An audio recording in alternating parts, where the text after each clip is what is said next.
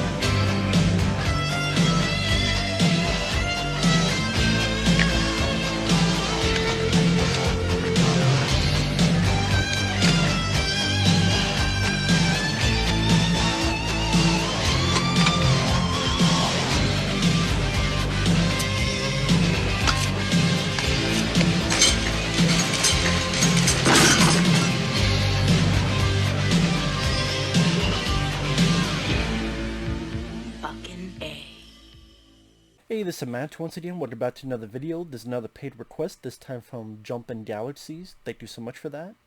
And for those who want to send in pretty much any type of requests, feel free to send them either directly to my PayPal or join my Patreon. Both links are down below in the info box.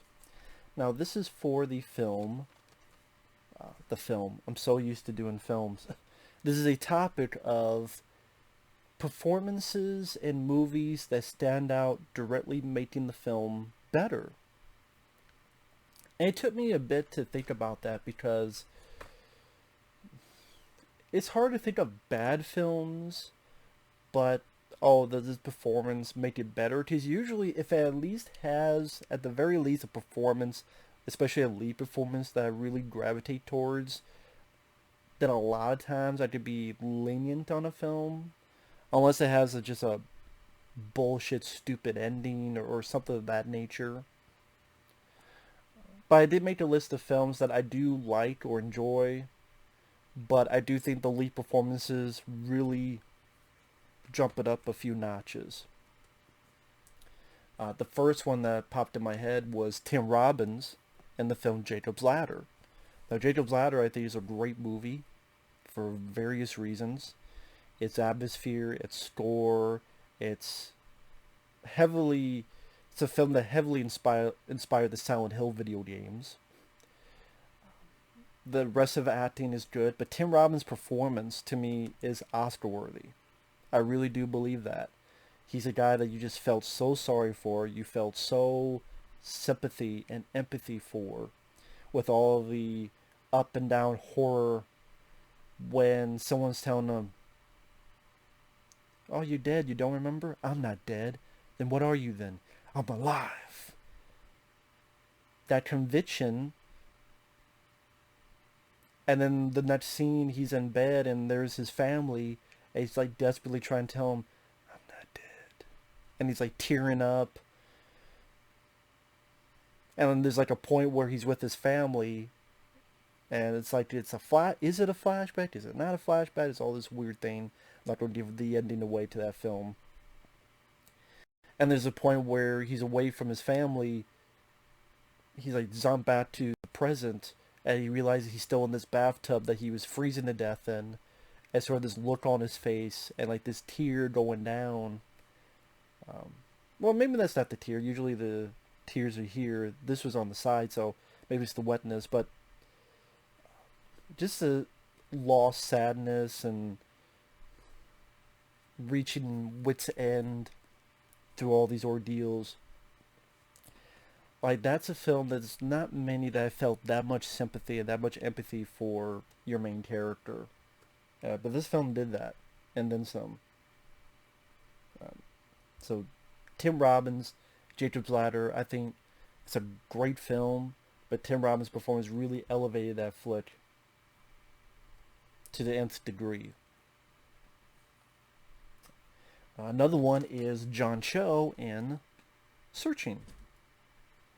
John Cho's performance is one of the reasons why I loved this film so much. Yeah, I love the idea, the concept, the way the story was told. But John Cho's performance is the linchpin that holds that film together. Because if you had an actor that wasn't as good, wasn't as solid, wasn't as worth it, I think the film could very well fall apart.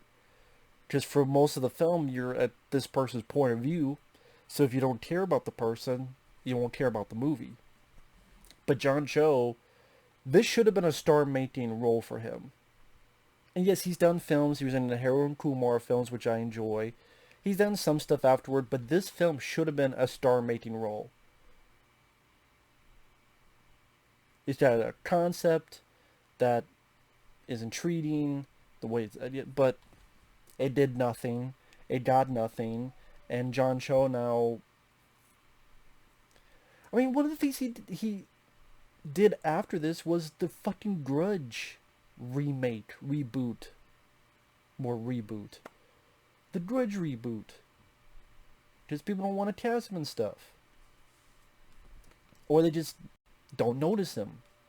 It was ridiculous. But yeah, John Cho just, as a father, looking desperately for his daughter, and again, that sort of anger, despair, sadness, confusion, all mixed into this bundle of this ordeal that this guy's going for, desperately trying to find his daughter, talking to the authorities, doing his own research, calling people, getting frustrated with certain people. You really felt for his character. You could really easily put yourself in his shoes. And like I say, he very much carried the film, and I thought his performance was a standout. Again,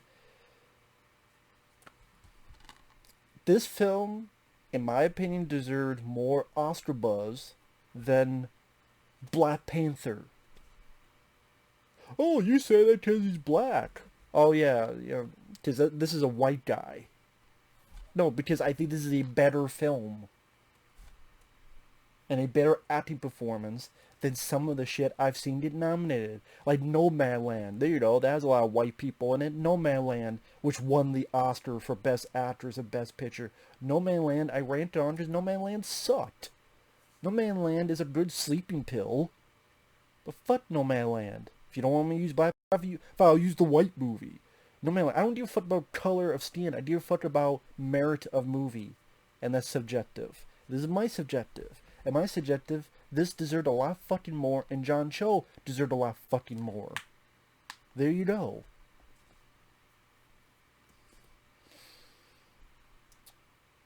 Another film, Hours. If you don't know what that is, Hours is a film starring the late Paul Walker, where he plays a father. His wife is pregnant. The love of his life is pregnant. She gives birth, but she dies during it. So you have this baby who is unhealthy after the birth. So they had to rig her up with wires and stuff and keep her there for a bit until she gets better. But this is at the same time a hurricane happens, and everyone has to leave. But Paul Walker stays because the baby can't be moved because of all the equipment and stuff. It seemed like during the confusion they kind of got forgotten as well. And then he is staying with his baby, taking care of her as all this other stuff happens. Trying to get power so that his baby doesn't die. Because the baby is being, it's helping the baby breathe, all that stuff. So he's got to get the power back on. How's he going to do that? He's got to do this. The machine is faltered. So now every either 15 minutes or something, he's got to get the generator going.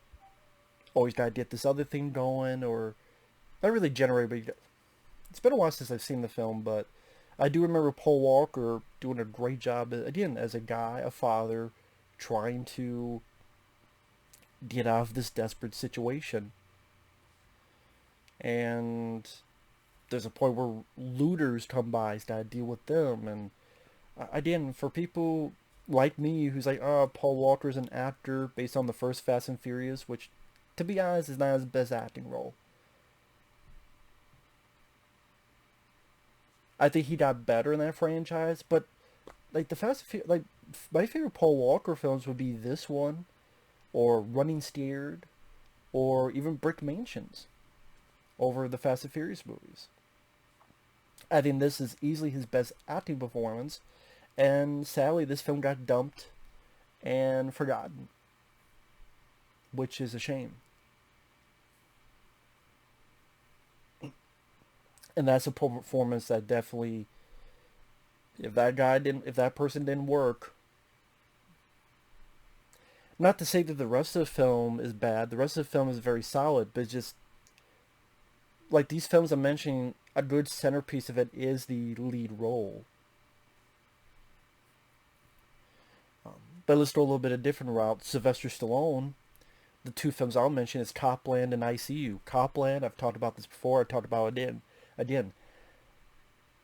Copland should have gotten Stallone an Oscar, or at the least a nomination. I'm sorry, I'm a big Rocky fan. I like the first 6 Rocky films, even the flawed Rocky 5 I can watch.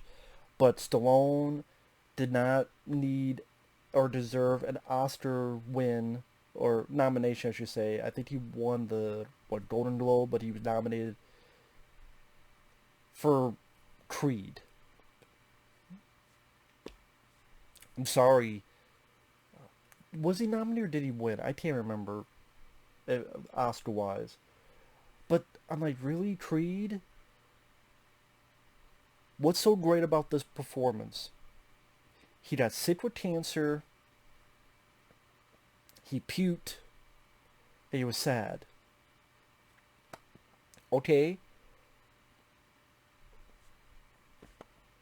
I mean, when I looked at his performance in Rocky Balboa, when I looked at his performance in Lockup, when I looked at his performance in Copland, Copland is a very different role for Stallone, where I'm not looking at Stallone, I'm just looking at the character of Freddie Heflin that he's playing. And he put work into that performance, and it didn't pay off.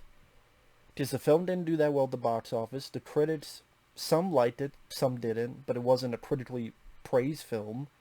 And award season wise, didn't get anything. I think that performance, I missed a lot of the great performances, but that film really stood out, making that movie better, because it was cool to see a guy like Stallone play that type of role. And okay, it's a typical, you could say maybe it's a typical dirty cop movie, but the cast, especially Stallone, really elevate that flick quite a bit. Because you have Robert De Niro and Harvey Keitel and Robert Patrick and Peter Berg and all these other people in it, Ray Liotta. That cast really, a simple story, still good, but simple story. A sheriff amongst a bunch of dirty cops. But I think that really elevated, as well as the direction, the music, but the performances, especially Stallone's, I thought really made that even more of a better film. And another one, ICU, with Stallone. ICU is a flawed film because it has some wonky editing. I do think it could have used more gore, but the director isn't really a gore guy, because he did I Know What You Did Last Summer. But I think that's an underrated film. I like the look, the atmosphere of the flick, I would say more the location. Maybe it's not the atmosphere, it's the location that they shot it at, the cast. But Stallone's performance, I think, really elevates that film, because I think it's one of Stallone's most underrated performances. That's a performance where he's suicidal, he's sad, but then it's him regaining that fire inside of him, And it's a very dark character. It's a very solemn character. Never seen Stallone play that type of character before. When he's standing up to Robert Patrick, he's like, "You talked about my wife again. I'll kill you." And he did a lot better job than I did. To me, his performance, I would say the most underrated Stallone performance is in ICU. Did you see the contrast at the beginning? He's got his girlfriend, he's having fun, he's humorous, and then when his wife's in danger, he's scared, the adrenaline is pumping, and then just how solemn and sad he is when the aftermath of that occurs. And I think he worked well with Charles Dutton, and he just getting drunk, shooting up the bar, does that. I mean, wow, okay, this is a very different role for Stallone. I think he accomplished it, and then some. Again, got no merit from. What I mean by that is the way the critics talk about this film as if it has no merit, which is ridiculous, in my opinion. I'm not saying it's a perfect film. I'm saying it's an underrated film. I don't think it's nearly as bad as people make it out to be. I think it's a fairly solid flick. And Stallone's performance really anchors that film. Other ones I can mention Gerard Butler and Law Abiding Citizen. I mean, Gerard Butler made that character so much that the way they wanted to make that film was that, oh, well, Gerard Butler's character is the bad guy, and you root for Jamie Foxx's character. But Gerard Butler played that part so well. Number one, that's what people remember the most. They don't remember Jamie Foxx. They remember Gerard Butler. And he played it so well that people rooted for him. And did you see in interviews with Gerard Butler that he was a bit surprised by that? Because he's done interviews where he's talked about his roles. I forget what YouTube. There's a couple YouTube videos where they ask him about his roles. He talks about the way he was designed was that, okay, you root for him for a little bit, but there's a point where you turn against him.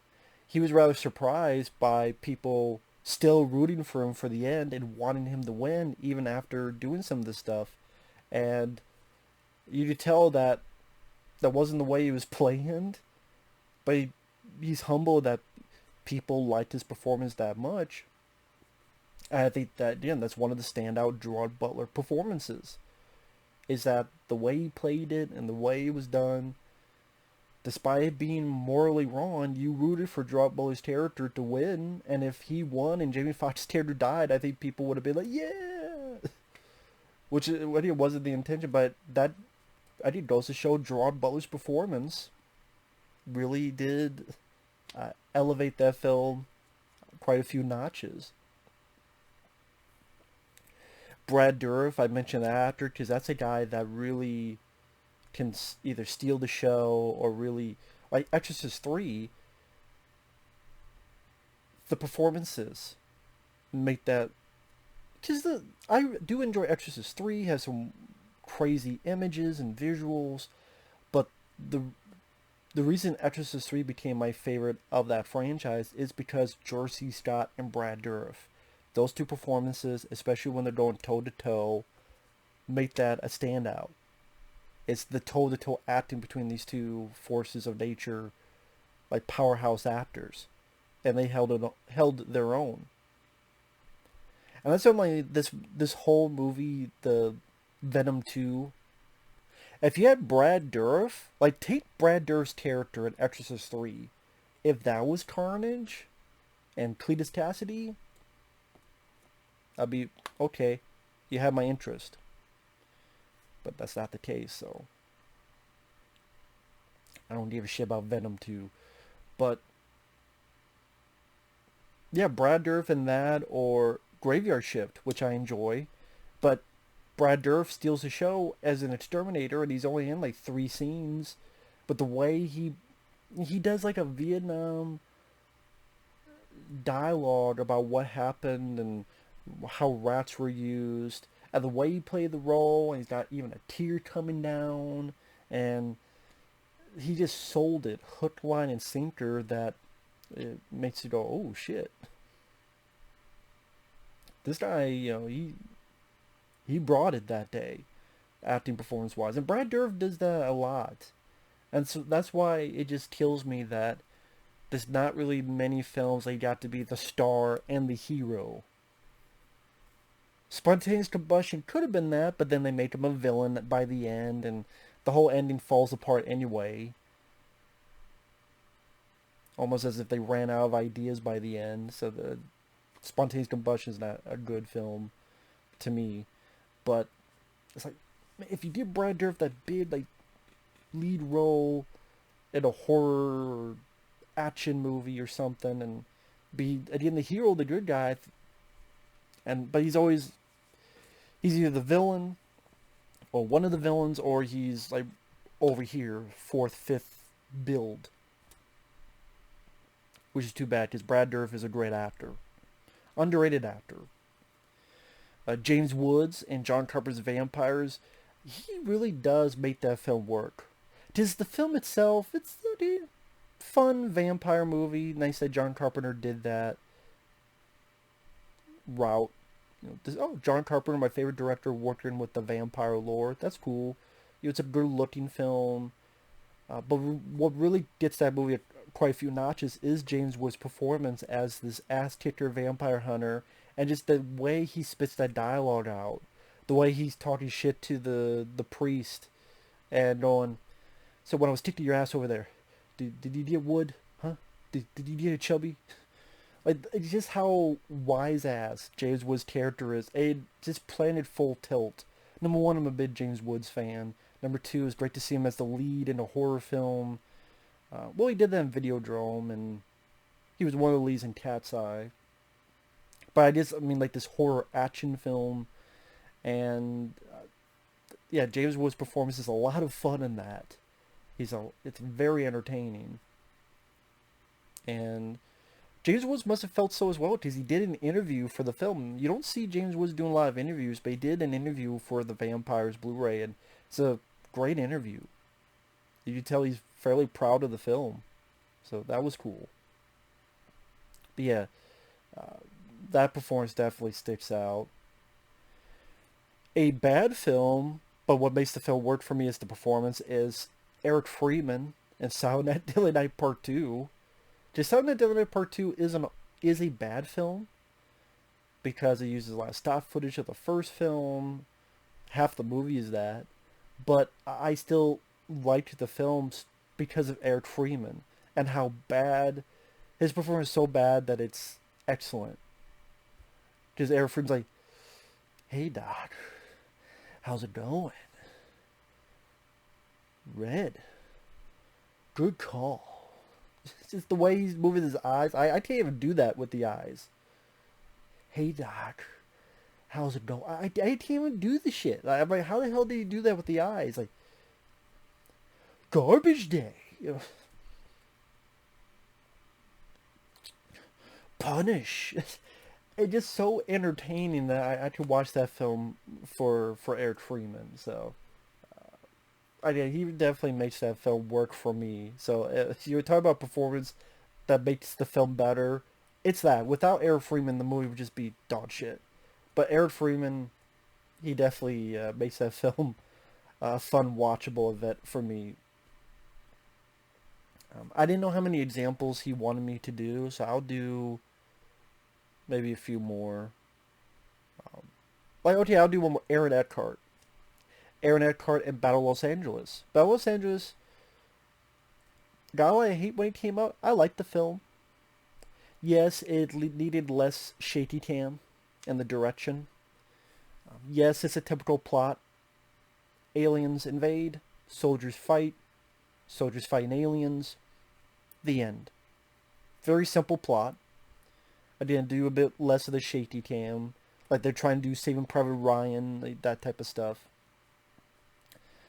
But I think it's a straightforward film. I think it's an entertaining film. It's a fast-paced film. It told me what it was, and it didn't lie to me. It didn't tell me it was one movie, and then it was a completely different movie. Like some trailers, some advertisement does. Battle Los Angeles, Soldiers are fighting aliens. It gives me soldiers fighting aliens. Okay. Quite a bit of action. But what really elevates that film is Aaron Eckhart's performance as the lead. Aaron Eckhart, he's very likable. He's a guy who... He's not the top dog. He's an older guy, but there's other people above him. But he rises up to take over, get these people out alive. And when he's giving his speeches, you can see why people would want to follow him. You would see that why people would want to trust him and want to get behind him in whatever decisions he decides to make. Because Aaron Eckhart, he sold his performance extremely well. He was passionate as the leader, the eventual leader of this group, this squad. And like I said, the way he played the role, he wasn't sleepwalking. The movie wasn't beneath him. Oh, I'm doing this alien movie. No, he bought into it. He believed in it. And it made me believe in it. Or at least believe in his performance. I think Aaron Eckhart really did make that film better. I think without him, the movie would be, it's okay. But he really did elevate that film. And he's one of the main reasons why I liked Battle Los Angeles. And I'm sure, there's plenty of other people. See no evil, hear no evil. Richard Pryor and Gene Wilder really, the way their dialogue with each other, the way they interact with each other, they work together so well in that movie and those performances. The Golden Child, Eddie Murphy. Did you say, okay, the movie's like a typical fantasy adventure film? The plot does really have a lot of twists and turns that I don't see coming. But Eddie Murphy, that's my favorite performance of his dialogue, everything he says, I can relate to and appreciate. Honestly, you just say that there's a lot of films where at the end of the day the films would be okay, but yes, I love action. I love special effects, especially practical and gore effects.